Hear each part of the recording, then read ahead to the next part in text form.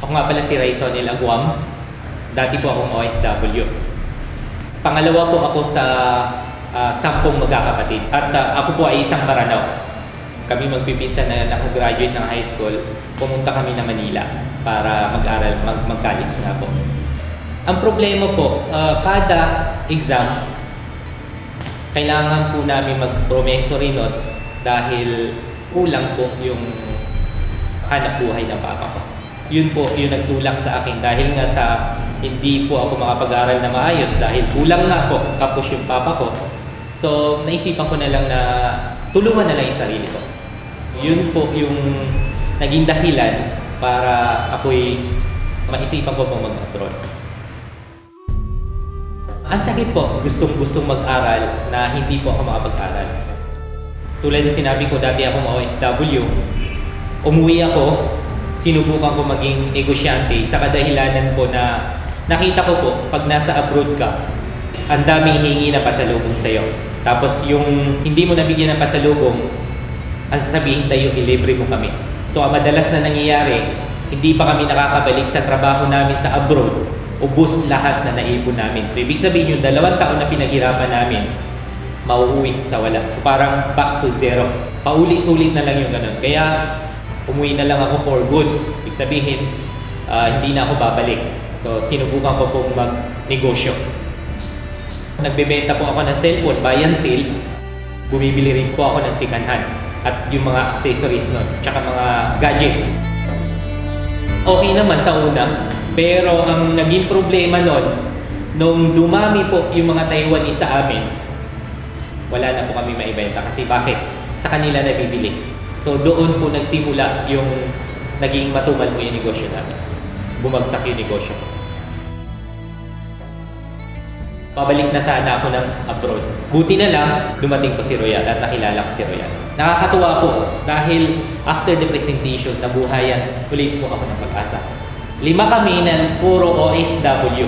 Nakakatuwa po, sila bumalik sa abroad, ako ginawa na lang si Royal. Paglabas ko sa Royal, ang sarap sa pakiramdam na mabuhayan ka ng Pag-asa. Yung tipong lahat ng dumadaan ng mga sasakyan, nakakalingon ako. Sabi ko, baka yun yung gusto ko. Alam ko, balang araw, makukuha ko yun. 2012, February, nag-start po ako sa Royal. Sa lahat na mahirap, ito yung pinakamadali. Bakit? Meron ng sistema eh. Hanggang sa medyo natuto na ako at naisipan kong umuwi na lang sa Iligan City. Bakit?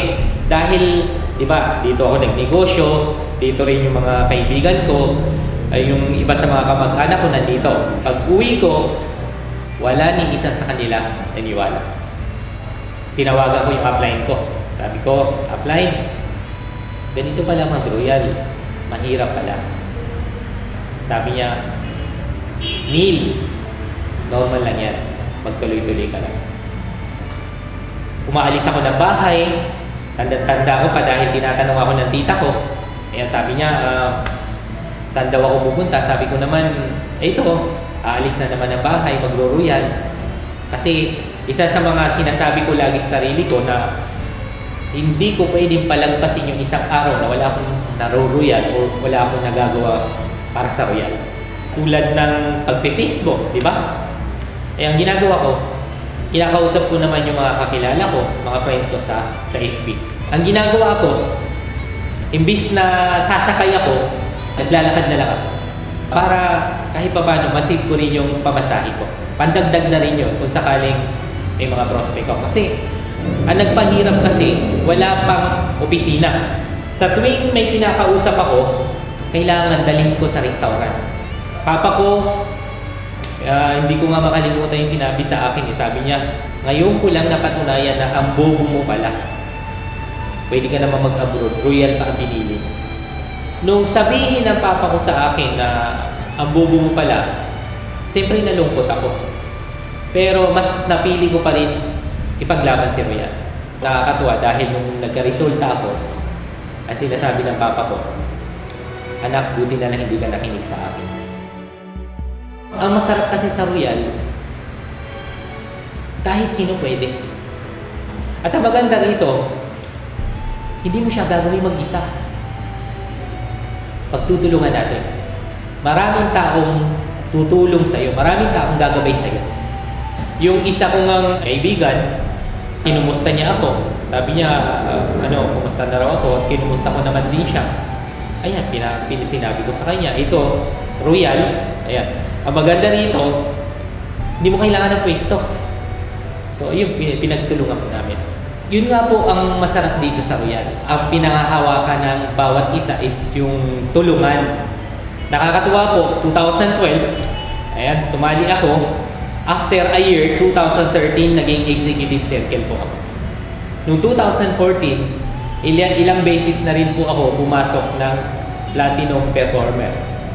Last February 7, 2015, dahil sa tuloy-tuloy kong ginawa si Royal, na-hit ko na naman po yung pagiging president circle member.